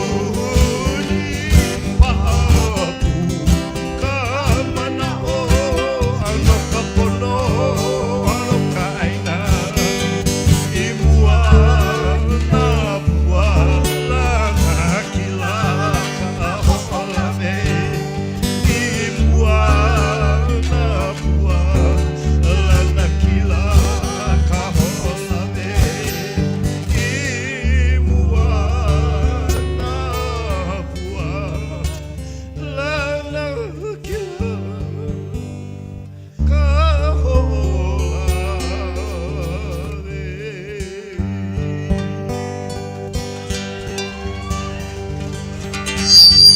These couples island song cruising around check the mokus out.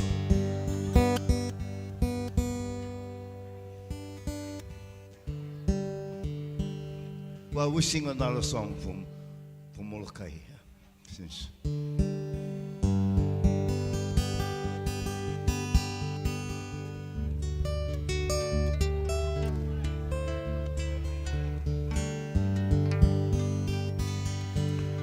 Ulani na hono pilani waku kila kila ka o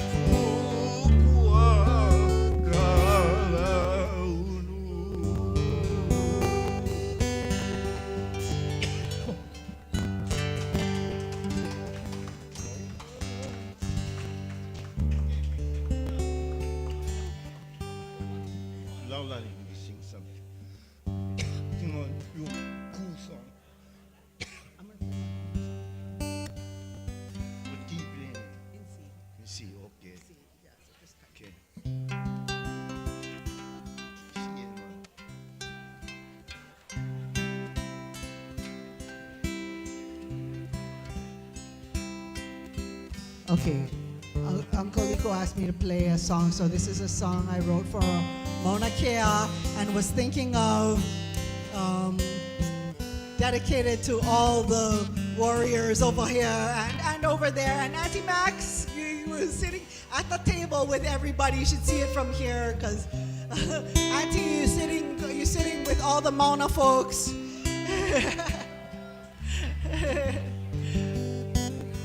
But this is a song about, you know, how hard it is, the hard parts, but we make it through, and that's the beauty, and we're still standing together. So mahalo to the Mauna Ohana. And by the way, I just went up this past winter solstice. And if anybody checks out my pictures on Instagram, you can see Uncle Ku came and visited us. Or actually, he came and visited Uncle Kaliko, and he was on Puku Kahaula, and he was telling him what to do. You know, he does. You could kind of tell. So it was kind of funny. But yeah, he was up there, this big green glowing sphere going all above Kaliko, here and there, you know, clearly like kind of little above over here, a little above over there, you know, telling him how to do this, you know, as we love Uncle Ku. So we know that he's with us and he's standing with us, and all of our warriors are still with us. So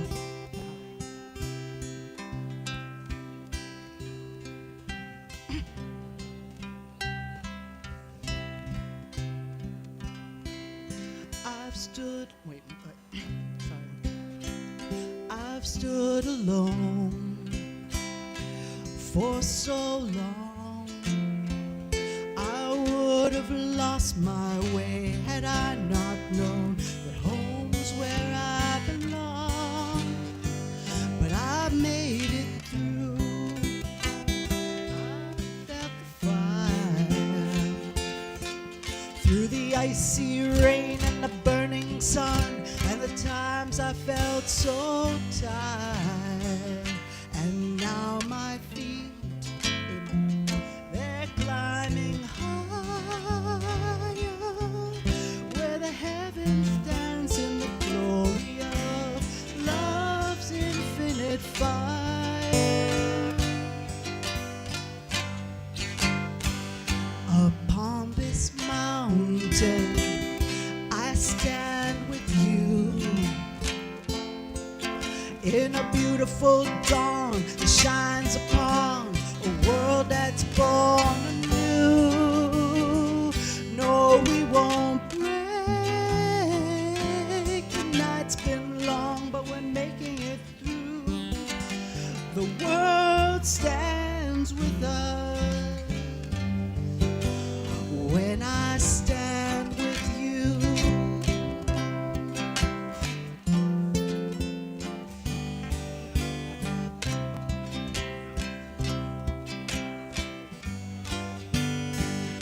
I've cried alone, the anger burned.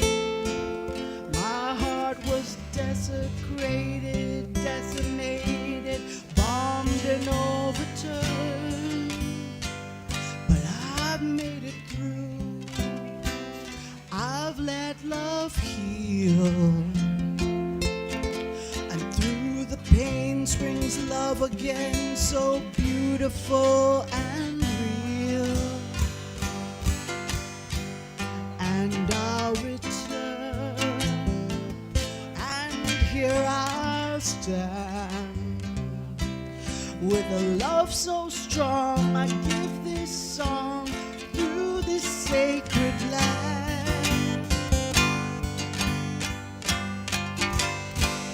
Upon this mountain I stand with you, in a beautiful dawn that shines upon a world that's born anew. No, we won't break. The night's been long, but we're making it through. The world stands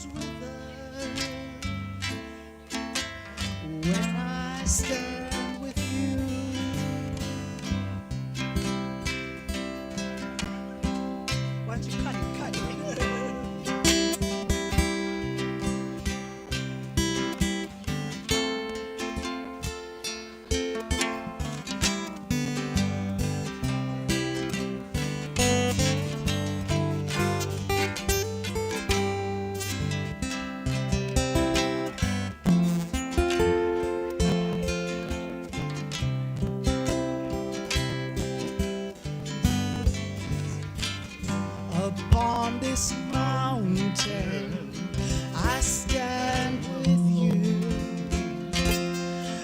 In a beautiful dawn that shines upon a world that's born anew. No, we won't break. The night's been long, but we're making it through. The world stands with us. The world stands with us. The world stands with us when I stand with you.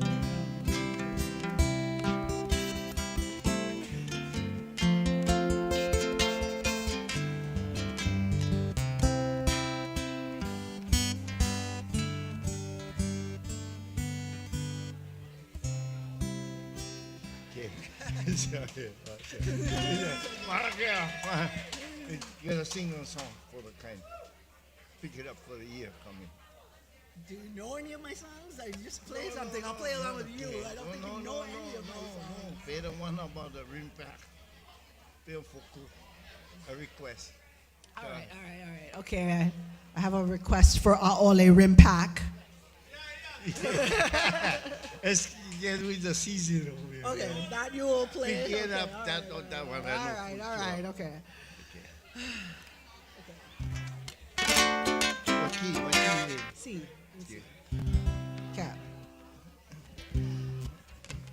Okay, we know that Uncle Ku is going to be with us in this coming year, which is one in which we specifically ku'e every even-numbered year because of this opportunity for unity, unfortunately known as Rimpak, but it is an opportunity for unity.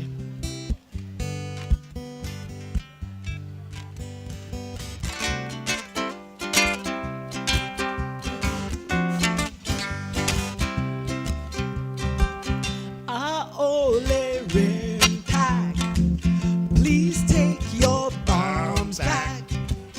Your environmental impact is too much for me.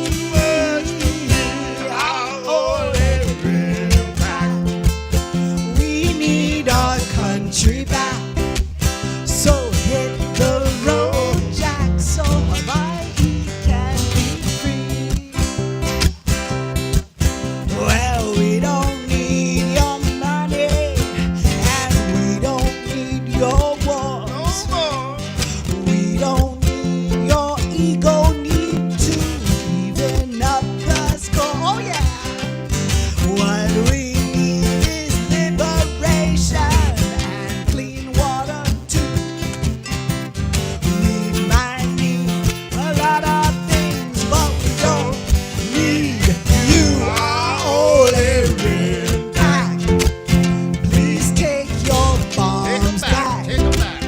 Your environmental impact is too much for me. Aole Rimpak, we need our country back. So hit the road, Jack, so Hawaii can be free. Palestine is occupied, just like Hawaii. Brutality and genocide are not okay with me. So Israel, you are not welcome to bomb on native land. And since you won't stop killing, it's time we made a stand. Aole Rimpak, please take your bombs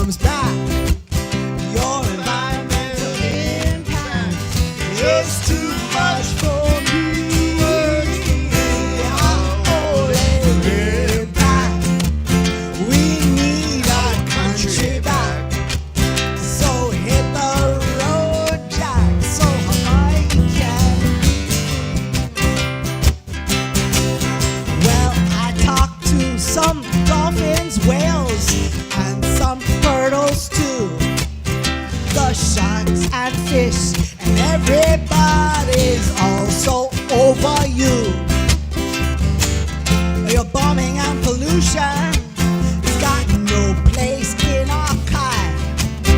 So cool, kiai, come on, eola ikavai, ole impact. Please take your bombs back. Your environmental impact is too much for me.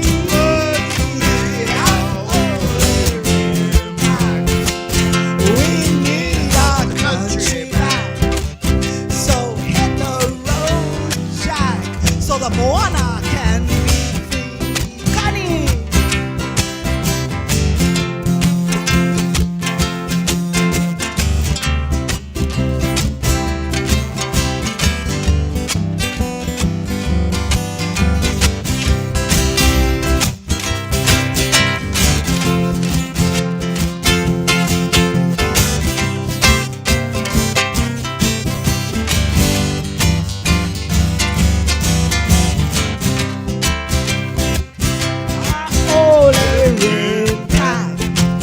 Please take your bombs back.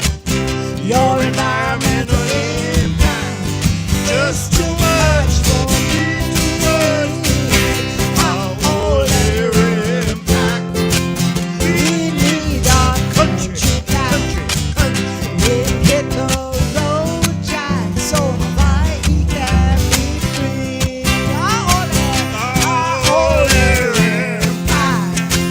Please take your bombs back. Take your bombs back. So environmental impact is too much for me. Our only impact. We need Hawaii back. So hit the road, Jack, so Hawaii can be free. So hit the road, Jack, so the Hawaii can be free. So hit the road, Jack, so the whole world can be.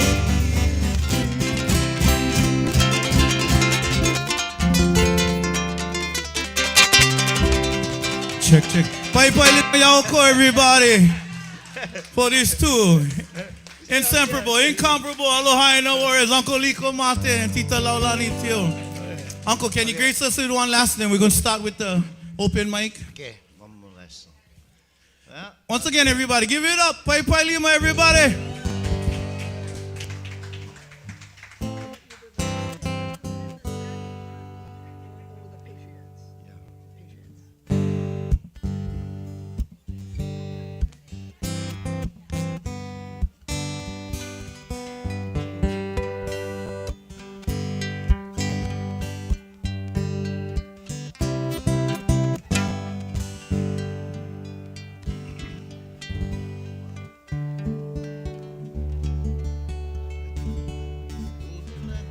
King Queen standing on me.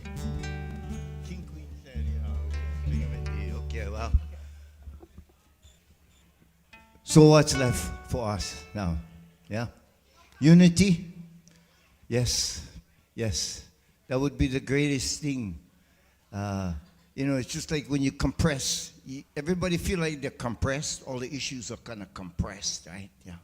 Well, you know what happens when you have compression? You start to build up that force, and that is lokai. That is unity. One illustrious senator said that he would be horrified if the Kanakas ever stood in unanimity. That's what is before us now. No distinction, identity, or anything can divide us. Our price for our future was paid by our ancestors. It was paid by the blood and their bone.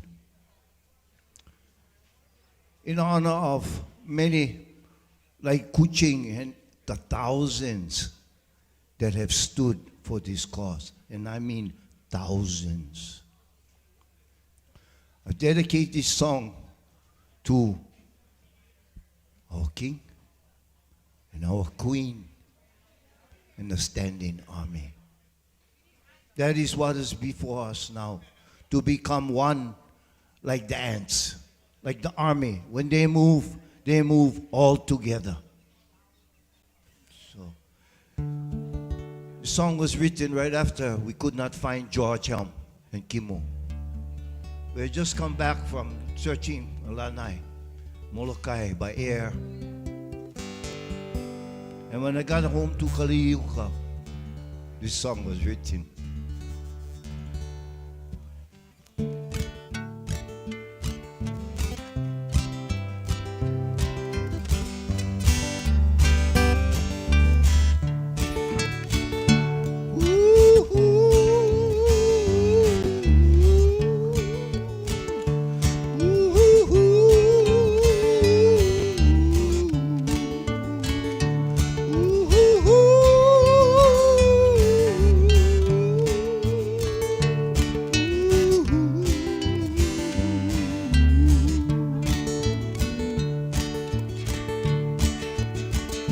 From the cold Atlantic Islands to the South Pacific Seas, in the name of the Queen of England, sailed in James Cook.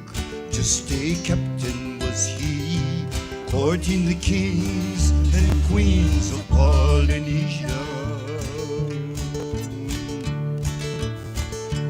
Fancy whining and dining, mosquitoes came flying, and a whole lot more jumped ashore, like the jets in the streams and the flying machines on a kingdom that never really ended.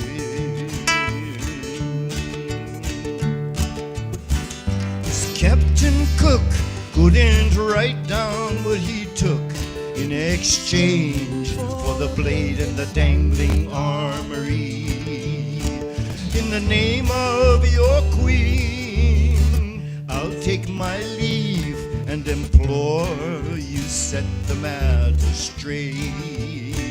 You took a message to the world of our race. Now take this warning from a fate that only waits. I'm heading back to the beach and grass shack by the sea, in the name of the king and the queen and standing army. At least 21 guns were firing, killing natives on the run, caught in the crossfiring culture. And when Cook lay dead, all the gods went back to bed, but they got up in 78 around October. And then United States troops aiding businessmen on the loose strong-armed our queen into a dungeon. But like a preacher from her tower, she loved her people stronger and wrote a song for all the world to sing. Aloha oi from far across the sea, from the king and the queen and standing army.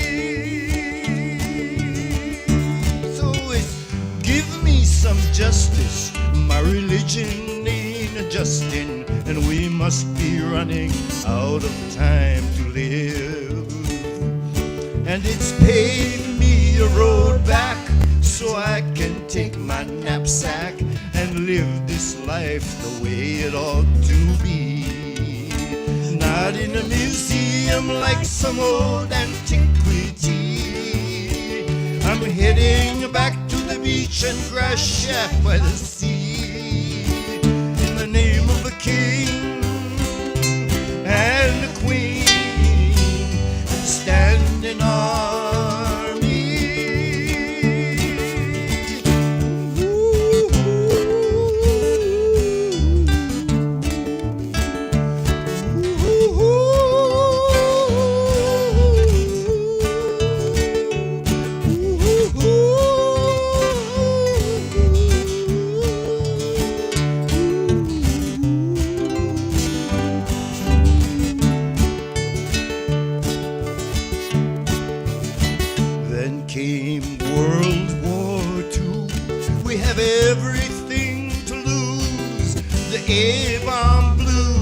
and half-white babies playing on barbed wire beaches to the hotel retreaters and welfare's the trick and the card to carry.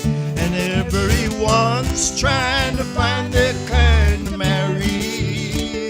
And the kids in the streets, they just keep getting nasty from that military madness that they carry, being afraid to hold their banners loud and clear, singing a national song and singing it clear.